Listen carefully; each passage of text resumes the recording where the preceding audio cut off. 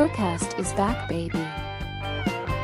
Men don't lose their desire. They don't lose their desire. And I mean, we have all sort of weird just sexual dysfunctions that I mean, I guess other places have it too, but it's gotten so not having sex with your partner is so popular or so common now that they have a term for it. It's called dead bedroom. Oof.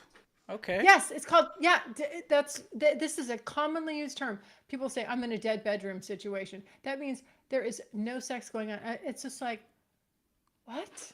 I mean, that is ridiculous to me. It's just, I can't even imagine it. And it does go both ways. Sometimes men lose their sex drive too.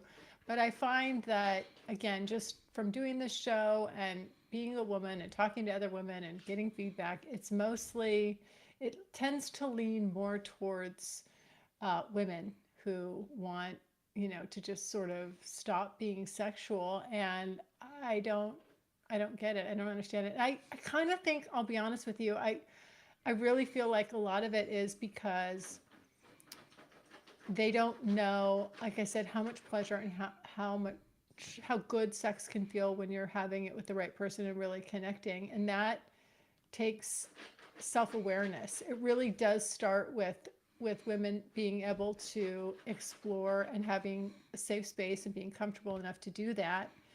And once they get a taste of it, they don't want to not do that. It will be just as important to them, as a form of connection with their partner. But, they don't ever actually start exploring that realm. And so then they're with somebody and they can't say, this is how you need to touch me. And this is what feels good.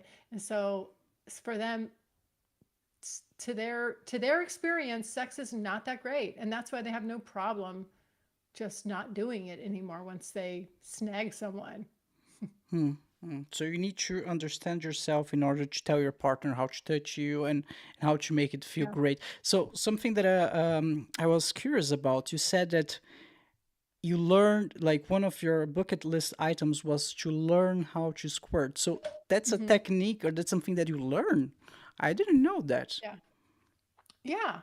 Yeah. I don't know. I mean, I think maybe some women, we're all wired differently. I mean, listen, I give, I give a lot of grace to men because we're all snowflakes, like we're, we have some commonalities, but you really have to take the time to learn your partner, your female partner's body and what she likes. And men, God bless you, it's a lot more basic for you, for the most part. I think you're gonna get off.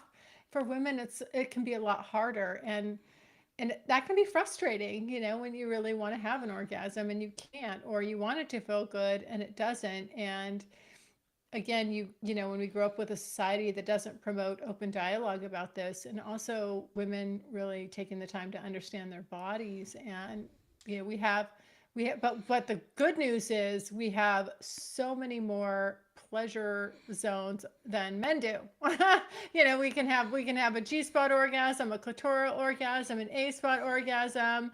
I guess you can have them anally too. I've never done that, but just like there's so many ways for it to feel pleasurable for us. And nipples as well. I've heard women can have nipple orgasms. I'm jealous of that. I can't. Really? But Wow. I know guys that can have them. I'm like, damn you. I've had a couple partners. I'm just like, that is so unfair. Like, really? Come on. Like, do you need that? No. I need that. You don't need that. Yeah. All right. So your tips would be to women, take the time to learn your body. Um, Yes. I So that you can learn your body so that you can help uh, your partners, you know, know what's pleasurable to you, because men will do it. They take pride in you getting off. They take pride in you and them making you get off. But you just need to give them a little direction. I've never come across a guy that wasn't totally into doing whatever I needed in order to make me feel good. And it just I just haven't found that. I'm not saying that guy's not out there. That's, that there aren't selfish lovers out there, but the way men are generally wired, and with their, with the way they feel about being with a woman, and wanting to, even if it's for just selfish reasons, that they just want to be able to pat themselves on the back and be like, I'm a good lay. They're going to get in there and do the work. They will try. So, it's very hard to find a guy that's like, yeah, no, I don't care. No, they do. Well, I confirm. I mean, you're a guy, right? Do you Yeah. agree with that? And you know your guy friends. I mean, they all say 100%. that. Yeah, for Yeah. sure. Yeah. Yeah, I mean, it makes you feel good. It makes you feel like a man when you're pleasing your partner and she's getting off. Oh my gosh. And most men are very generous. I'll get a lot of orgasms before they even just have one. So this is, I'm spreading the word, women. I'm spreading the word, ladies. Get out there. So talk to your partners. What, Lila? You're telling me that we're not supposed to read your mind and know No. automatically what you want? But this No. is romantic. What are you talking about? I know. Yeah. I mean, you can make it, there's ways to romantically convey that information. Okay. But it doesn't have to be so,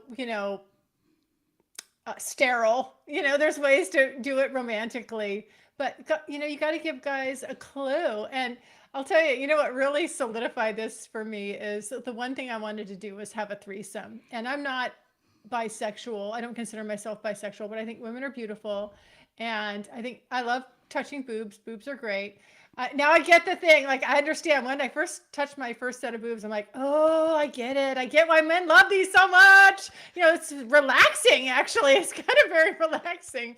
And, but when it came to like any kind of downstairs play, I was like, what? I had no clue, even though I'm a female, and her genitals didn't look like my genitals. And I was like, okay, all men, you are forgiven. I get it. This is difficult. Like, we all look different, I mean, pussies look different, and, it's just not always obvious. So you guys, I thank you so much for, for all that you do, because I know it's not easy, but, yeah, so Mm-hmm. I think women just need to, show the guy what you like. I mean, that's even hotter. Yeah.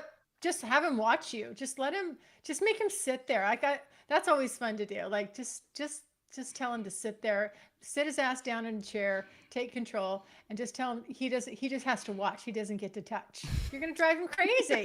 And he's going to, and if he's smart and they will pay attention. They do. And then he'll know kind of like what you like, or even just talk him through it while he's doing it. Like, that's fun and sexy too. I mean, there's all these ways to make it very fun. It does not have to be awkward. It doesn't have to be weird. And like I said, I just wish more women knew that men are such a willing participant. They just want to have you get off, and and of course they want to feel good too. Yeah, of course. I mean, as I mentioned before, we are human. We have needs. We get horny. Women get horny as much, sometimes even more than men. So. Oh my gosh, it's so true. Yeah. It's really true. Yeah. I think we always think it's the guys, but I mean, women, we need it too. We really do. We need those orgasms. I think some of you just hide it better. Just try, don't show it too much. When man is really horny, like some of them, they cannot hide. But Yeah. so something that I learned is like during my sex life is like the bedroom is the only place where you should not feel shame. Because if you have shame in the bedroom, this will impact your sex life. You won't be able to communicate properly. You won't get the arousal that you need. So once I learned that, like, you shouldn't feel shame in the bedroom, like, completely changed my sex life. Of course not. Like, that's the moment that I have reserved with you, my love, my partner, Yes. to enjoy myself. So I will go crazy. I'm gonna do everything that I can. And yeah, it kind of resonates a little bit with what you're saying. Like, just go intense, for it. go for it. Yeah, go for it. Like, this is the one place and the one person, can assuming you're monogamous, this is the one place and the one person that you can actually do all this with and share all this with and show this side of yourself to. And this also allows the other person, like, it's, to me, it's really important to really, really know my partner. I don't need everybody in the world to really, really know me. Just like that one person, like, that's my person. I want him to really, really know me. And it feels really good. And like I said, all this stuff, it really bonds you to that other person, aside from all of the chemicals, that are released that bond us.